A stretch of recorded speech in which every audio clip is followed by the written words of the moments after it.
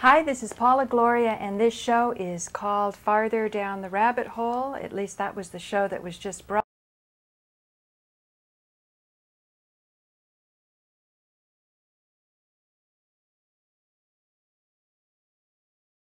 broadcast on Manhattan Neighborhood Network from 11:30 until 12. It follows Harold Channer's Conversations with Channer. And afterwards, my show, Farther Down the Rabbit Hole, comes on. And then after that, like right now, here at 12 noon, we broadcast from rabbitholecentral.tv. So I'm available for calls at 212-982-0021. If nobody calls, like nobody called yesterday, it gives me a chance to kind of regroup and go over some of the latest. Yesterday, it didn't seem like anybody was calling, and I had an opportunity to talk about my experience at San Quentin prison when I was teaching Transcendental Meditation. I went in there to teach the warden and his wife. They wanted somebody to come into the prison. Actually, the man that was conducting the program had learned how to become a teacher when he was quite young. And Maharishi had asked him not to teach older people. He wanted him only to teach college-age kids, because I think he might have even been only in high school then. Maharishi didn't want him to,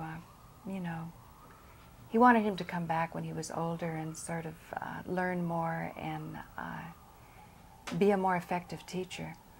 So when the prison program that was started by, I can't even remember the guy's name now, he sort of looked like a little Johnny Cash himself. He started this program, and it got a lot of attention, a lot of fanfare, and it was sort of the darling of the movie stars in Hollywood. They would come up to San Quentin and do little fundraisers. But for various reasons, I think the guy's name was George. I can't remember his last name. He sort of pulled away from it. Maybe he was discouraged because no funding was available. And then my friend Stuart Moody got interested. But Stuart wanted to honor what he said to Maharishi, so he felt that he would go in there, get the lectures set up, do a lot of the footwork, and then I could come in, or actually not me, he was hoping to do what Maharishi also had asked, which was that only men go in the prisons. He didn't want women going in. But, you know, they were scraping the bottom of the barrel, and no TM teachers wanted to go into San Quentin. And I had just come back from Kentucky, where I had traveled around the state teaching Transcendental Meditation, and I had a certain amount of experience with the Bible Belt that had kind of toughened me up. I think we in the Bay Area had sort of regarded that part of the country as kind of scary. But I went to that part of the country because they needed teachers there, and I wanted experience. So that's why I went to Oklahoma. And then while I was there, there was a colonel on the Army base who sponsored my activities. And all of this sort of was lining up and making it look like I'd be a pretty good teacher to go to San Quentin prison. I'm going to see if I can find something here to... yes. Here, I will prove that I was in San Quentin, or I'll prove this story. Let's see. Right here is an article that was written in the local newspaper, I think at a university, and it says, TM, chocolate-covered poison or respite from anxiety. And it was funny because it goes, you know, what the fundamentalists were saying is that this is the work of the devil. And the reporter had gone to the guy that was complaining about me and then gone to me. And he says, when your eyes are off God, Satan will do anything. Sure, these meditators are relaxed. When Satan's got you, you can be relaxed. Whoa. And then it goes on, but the article was sort of loaded in my favor. That's actually a picture of me, if you didn't figure it out. Right here. I don't know, I was about 24 then? 26 maybe, something like that. I have to calculate the time. So the very end goes, she believes TM is the key to this enlightenment. When you are living in the dark, you can hire doctors to set the bones of the people who hurt themselves in the dark, and psychiatrists to counsel the people who are afraid of the dark, Sakana said. or she smiled, you can just turn on the light. So that's what I'm constantly trying to do with this show, is bring in more knowledge that's enlightening.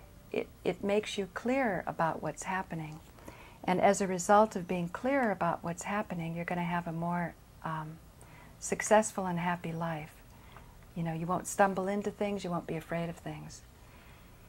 Yesterday, so anyway, after I did my blah, blah, blah for 15 minutes, I turned it off and waited a little bit, or, I mean, you know, I figured that was it for the day, went back to work. And then Frank Craven called. Now, the reason Frank Craven called was because he saw my interview with Ugly George. And this interview, by the way, YouTube still has not posted. Granted, I had provocative titles on it, but they should have some way of taking a look to see if there's some reason not to post it, and there wouldn't be any reason. There's no obscene language and no nudity. Although, well, anyway, so that played on Manhattan Neighborhood Network, and I could probably repost the YouTube with less provocative titles, but what I wanted to show was just how free Manhattan Neighborhood Network is at a time when YouTube is doing a lot of censorship and pulling down sites. I think this is something that as the franchise agreement starts to come closer, we should be very aware of.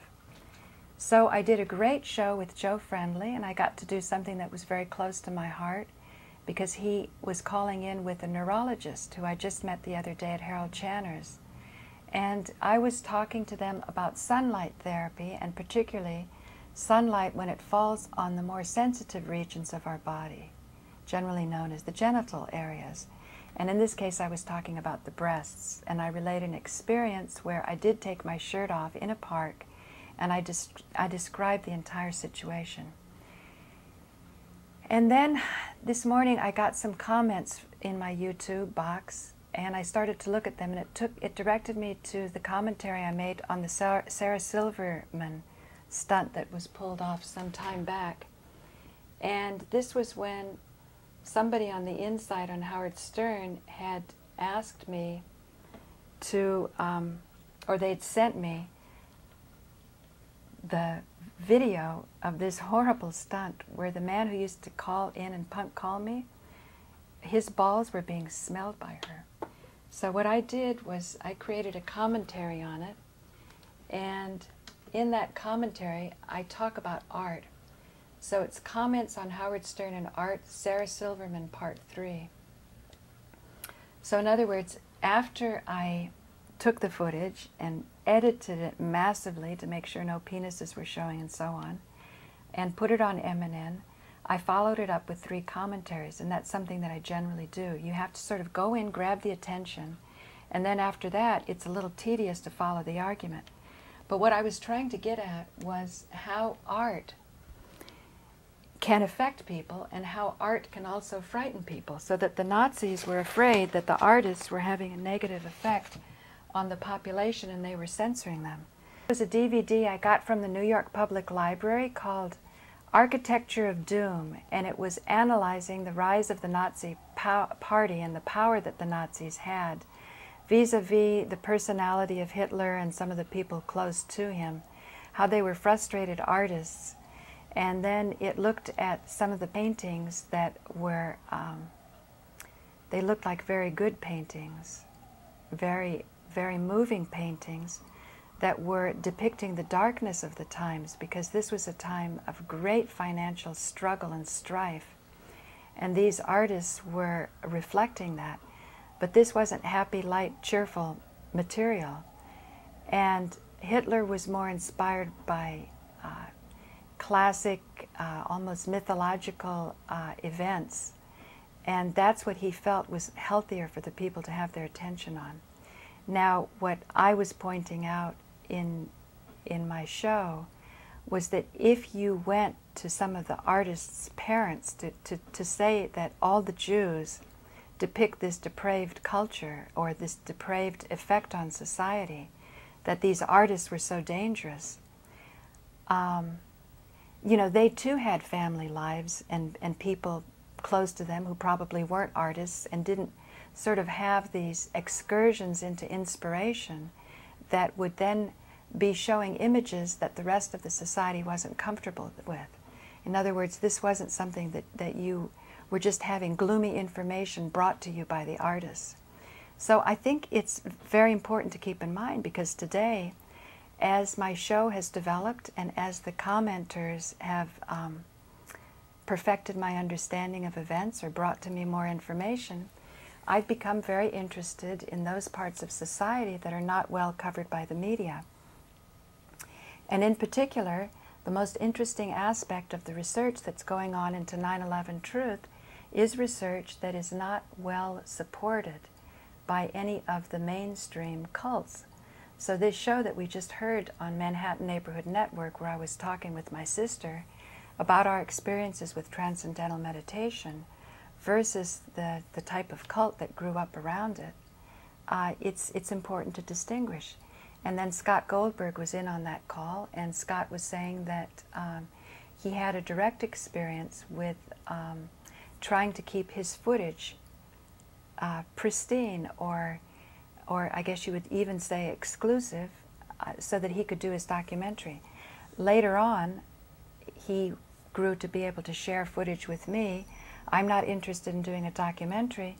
I like to put it out on my Manhattan Neighborhood Network show or put it up to YouTube and use it in a dynamic way to see if we can cultivate a deeper understanding about our reality.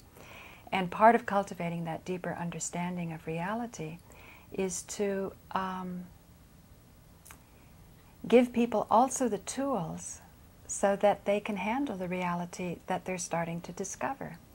So as part of that process, I've decided I'm going to open up one branch of Rabbit Hole Central, which will be the home economics department. I want to give things that are practical, not just lofty knowledge about mantras and yantras and how to hook energy and when it's right to take your shirt off in a park so that you can absorb the energy, because we've had models of masters who don't eat any food. They live off of sunlight. But you have to hook the energy. You can't just go out and decide, oh, you know, it's too expensive to buy food and I'm just going to save some money and not eat, or this is going to be the way that I'm going to resolve the terrible,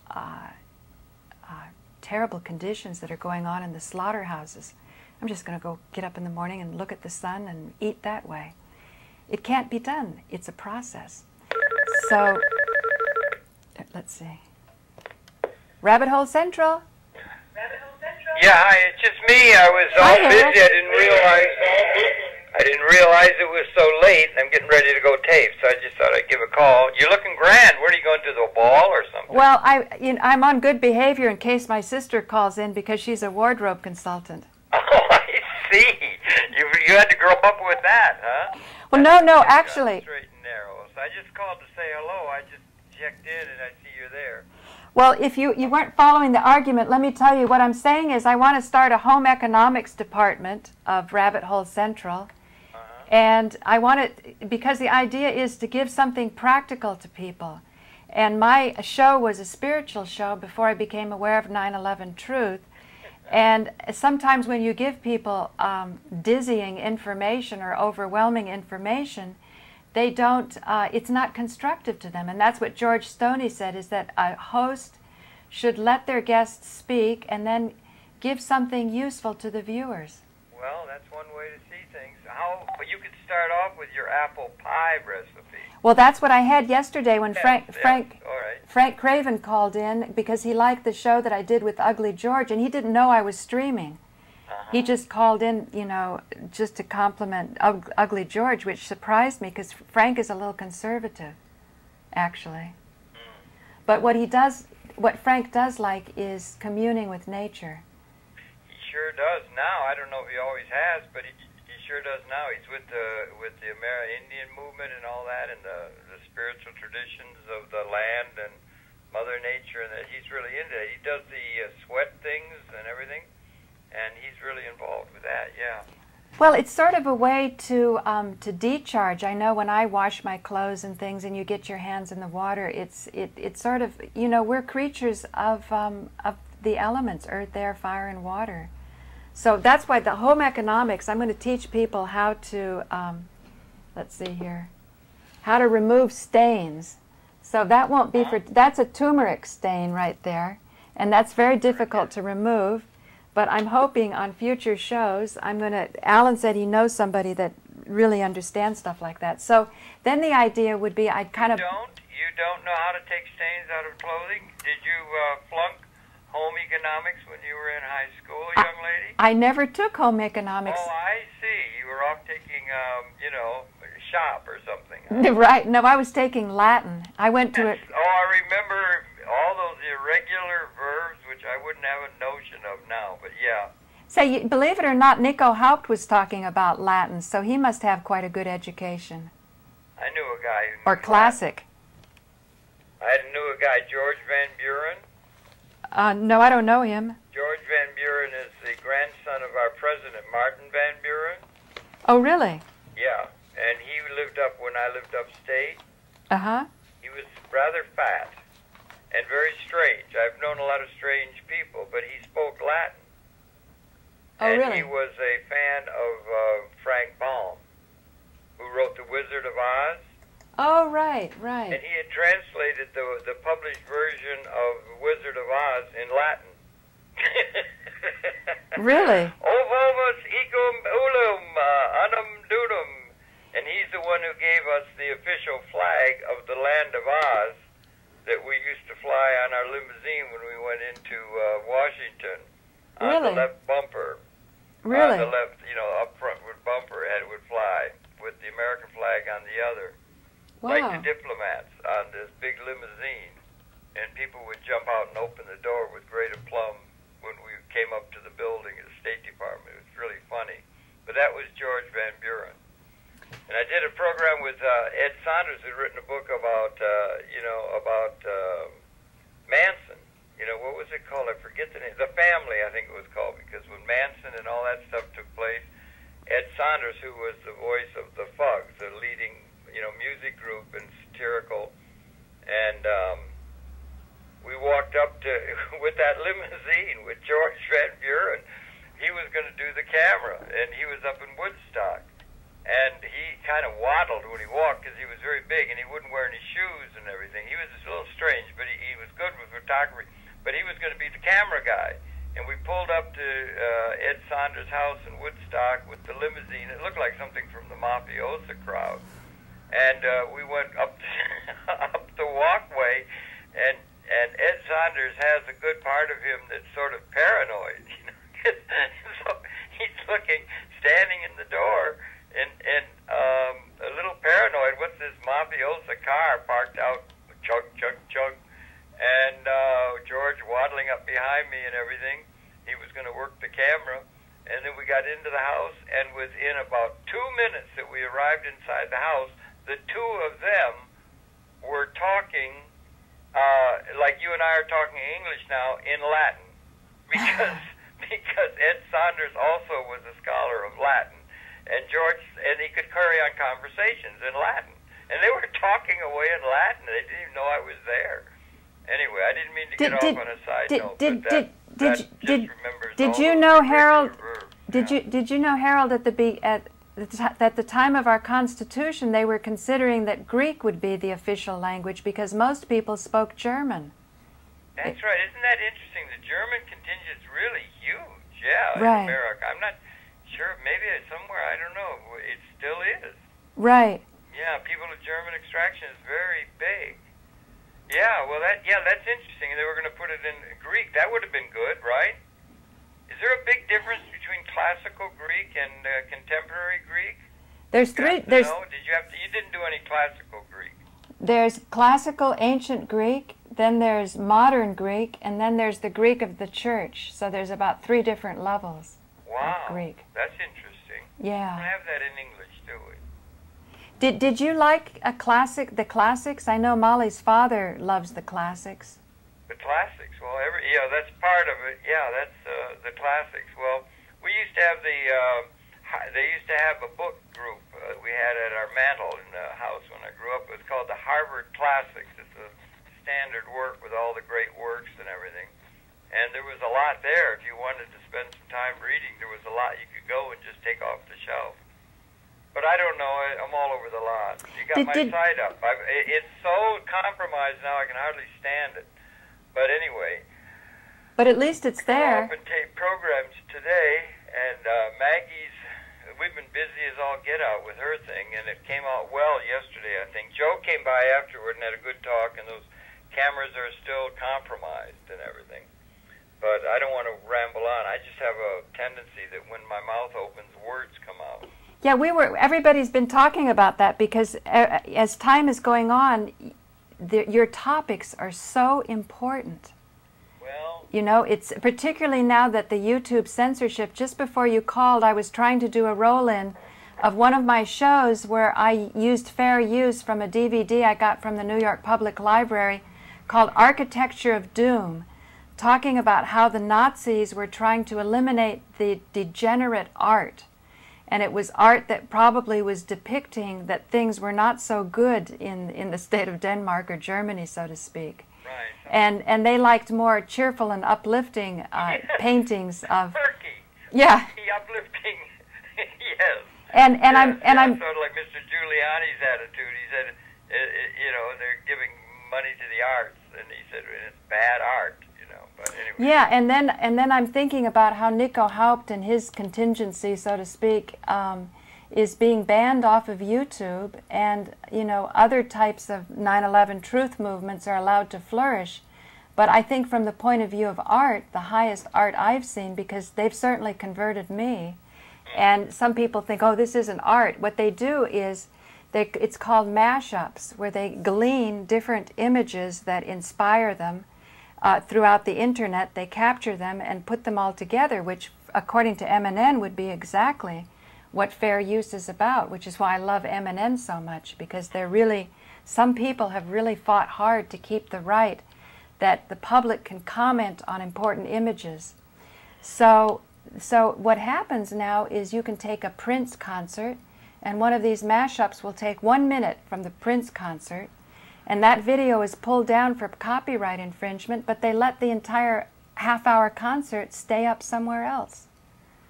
You know?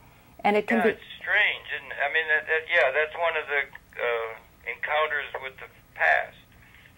In terms of, you think ahead 10 years, those kind of issues are probably going to be solved. Everybody will have access to whatever they want.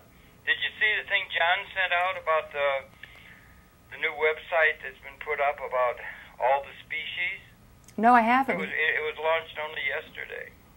Has he? Your site. Did he send me an email, or did anyone? Yeah, I think he CC'd you. I'm not sure. Okay. But it was really you could look for it under John under Hooray, HOOREY. Let me look it up right now, and I'll put it up. Yeah, see if you can find it. It'd be interesting. I think he CC'd you that too. I'm not sure. HORREY. Well, that would have been in the subject bar. I mean, it would be from John. What's? Oh, do you know what the name? Do you know what the name of the website is? No. There's a link, and it was. It only went up yesterday, and it was already overloaded. But it's a great thing. Let me just see. I'm going to go. It was from John. I can look it up too. Hooray! Here it is. It was 3:38 yesterday. Ultraviolet. No, he hadn't sent it to you. You want me to send it on to you? I'll send it on right now, okay? Just give me I'll forward it to you. Just give me the words. What is the website? Well, it's long. Okay, send it to me. Forward it to you. Send it to me. And what is it? It's Rabbit Hole Central at earthlink.net. I don't know which is going to be harder. See if it works in too, okay? Okay. RABB Rabbit Hole. No, that's Rabbit. Yeah, wait a minute. CENTRAL. Yeah, Rabbit Hole. Let me see if... Oh, I'll go ahead. Talk, say something. I'll just send this to you. Wait. Okay, what I'll do is go to... Yeah, Rabbit Hole Central. Okay, I'm sending it now. Rabbit Hole Central comes up. So here I send it. See if it comes. Okay. Several matches are found. Rabbit Hole.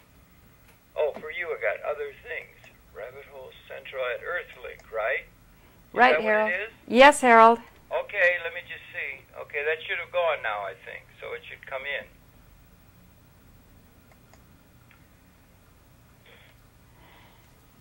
Anyway, can you tell me about the site? Yeah, it's a good one. Here, let me stop the... And all kinds of things like that. you know, in an open source world. It wouldn't be 10 years out. I You don't know know what? how long it'll take You to know what? get over the inappropriate organization of things and everything. One of my viewers asked me if I could give you this time and the space to explain the official version of 9/11, or as you understand it. Well, why? I have no any special knowledge or anything about that. Or how do how do you think I'm getting ready. I got to go do programs today. I'm going to do Francis Fox Piven. Wait a minute. Maggie's calling. Yeah. Do you think Harold's avoiding the subject? It's an uncomfortable subject. And I realized the other day when it came to no planes, if you say that no planes flew into the World Trade Center, although you're saying that, what people are hearing is... Yeah, I was just saying goodbye to... They're just going out. Is that no, the buildings didn't come down, but that's not what they're saying. That's what not you're saying. But that doesn't seem... I'm sorry. Oh, while you were gone, I was just explaining that when you say no planes, when I say no planes flew into the World Trade Center, I've learned to realize that although I'm saying no planes flew into the World Trade Center, what people are hearing is the buildings didn't come down, and that's not what I'm saying, which oftentimes in communication, that's what happens. And Marshall Rosenberg has said, he's been, you know, with Palestinians and Israelis and Rwandans, and he's been in places of the highest conflict. And often the message that you send is not the message that's received. Almost always. Yeah, in which... The game where you tell it, you got a list of people with 10 chairs and you pass the thing on, and by the time you get to the end of it, you can't recognize what was said by the original person. Right. So if they're hearing that you're saying no, that the buildings didn't come down, obviously they think you're crazy, instead of actually looking at the evidence where there are airplanes or where they're not. Yeah. So yeah. it's just that since I've given so much time to that and we've been discussing it, one of the comments I got yesterday is to allow the esteemed gentleman to have the space and to be more polite and not interrupt him so that he could explain the official version. Who? You. I have no idea about the official. I mean, I have nothing to add about the official version. I mean, I wouldn't be someone to talk about that. No, I don't think.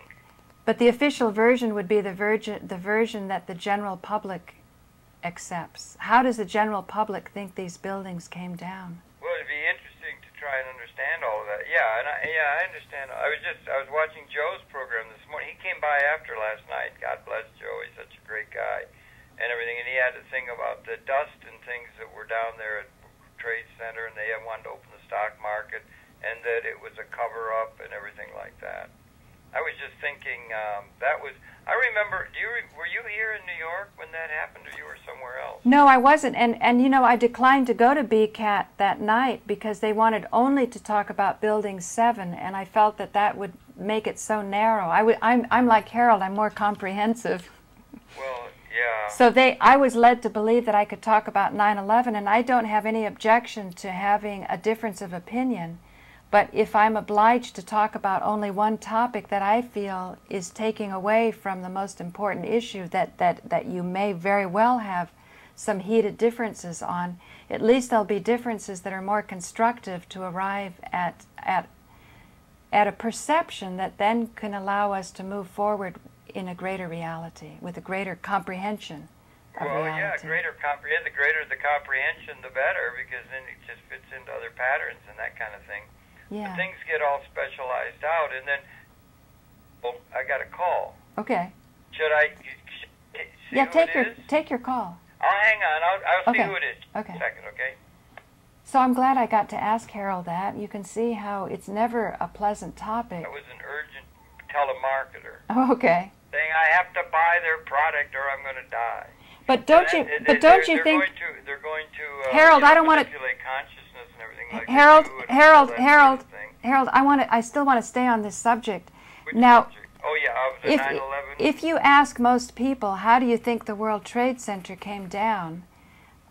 It seems to me that if they start to suspect the official story, there'll be this natural shame that will happen. There'll be a shame that they're not going along with the crowd, so they'd rather go along with the crowd, so I think they would sort of subdue any kind of questioning they might have. It's not pleasant to be asked about this or to even think about it.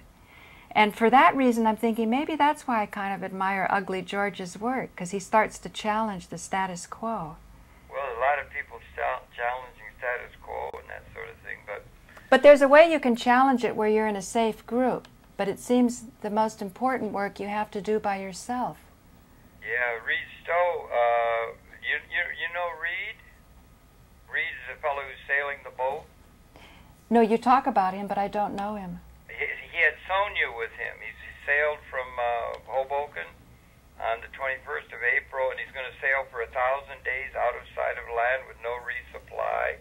And he had Sonia with him, a young lady, and she finally got so seasick in the Indian Ocean. They'd gone around Africa and all that. They've been out 300 days, and they had to put her off the boat. She was going to be there for 1,000 days with him. And so he's now, he doesn't have a companion on the boat, but he's sailing for another, 800 days, 700 days on the oceans, out of sight of land with no resupply. And so you're talking about somebody going off on their own. He's going off on... Oh, and we had a great communication with Eugenia Dean. Uh-huh. And her friend Peter Stanford, who's a close friend of she and Sydney. We're going to do a program with them next week. And she sent me the tape and all kinds of stuff. She's just really a class act. She's really good. Right, right. But I was thinking from Joe's thing, I remember on the day of 9/11, I woke up and I saw the second plane, or maybe I didn't see it, but I saw it on the television. I didn't see the first one, of course. It was very early. And then we were here, and then one of the people who lived in our building was down there about 9:30 helping, pass water around and all that sort of thing.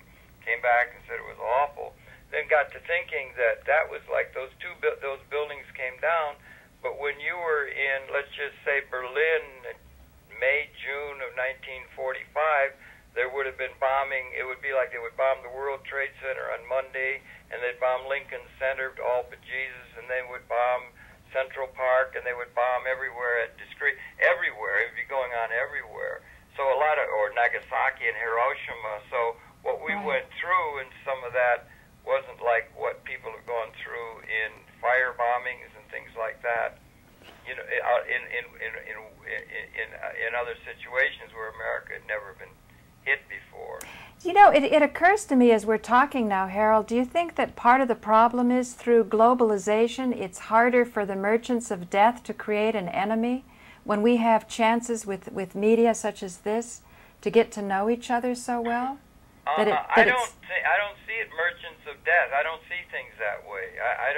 I just see that we got a lot of outdated institutions and concepts. That's why we began. Why would they be taking down some site because somebody says something or something? I mean, we'll be over that. I don't know when we'll get over that, but I suppose mostly, if you trace that all back, what it is protecting somebody's economic interest. And when we don't have a properly organized economic system, which is really liberating and freeing and so forth, there will still be these kind of contentions. Mostly it's over when you trace it back through to economic interest. Well, what I meant by merchants of death, I was using Smedley Butler's book called War is a Scam, and talking about the different corporations that made huge amounts of money after World War I. So you could just predict if that was so profitable after World War I, what must World War II have been like? And it seems as though this is at the basis of the so-called Holocaust deniers. What they're not denying the suffering of people, they're just denying that it happened in the way that the media said, and they're questioning who was to blame. So I think a lot was starting to unfold about IBM's involvement in the so-called concentration camps that were really work camps and slave camps. And people, we're now coming upon that dilemma again. As people are thrown out of their homes, where are you going to put them? You gather them up, you put them in one place, you're concentrating them, so you could call that a concentration camp. And then you figure, well, they've got to have something to do while they're sitting around, so they start laboring at something, and then you've got essentially slave labor. So you can see how that can ease up. Now, in Nagasaki or Berlin, when they were being bombed, they could always say it was the Americans or the British doing it. But now what we have at our fingertips is this sobering, horrifying revelation that what we have most trusted to soothe us and ease us and give us entertainment and inform us on the things we need to be informed on is flawed. It's profoundly flawed. And then our work as alternative producers becomes very, very critical. Well, let's hope so, and I think there's a good chance that we can get the access is really important, and it's in an important time, and all these things are going on. That's great. It's really an interesting time to be alive. There's so much going on. Well, anyway, Harold, I think I'm going to wrap it up today. I'm going to post. Okay, good. I got to get myself going. I'm going to post this. We're going to do a program with Frances Fox Piven today. Right. And she's really good, and so I just called in to say hi. Thanks a lot, Harold. There's a bunch of things going on. And I'm going to post this because that commenter asked, and I thank you for your response. Oh, okay. Well, that's fine. It's always great talking to, again, if it's Lori, it's got to be good. Oh, thank you. Bye. All right, goodbye. Good Bye. to talk to you. We'll talk to you tomorrow. Okay, bye. So there we are. That was Harold Channer, and I think I'm going to sign out. If anybody wants to call, you can call me, and I'll start it up. Otherwise, I want to load this because somebody asked me to give Harold the space to explain the official version of 9/11. So thank you, and over and out.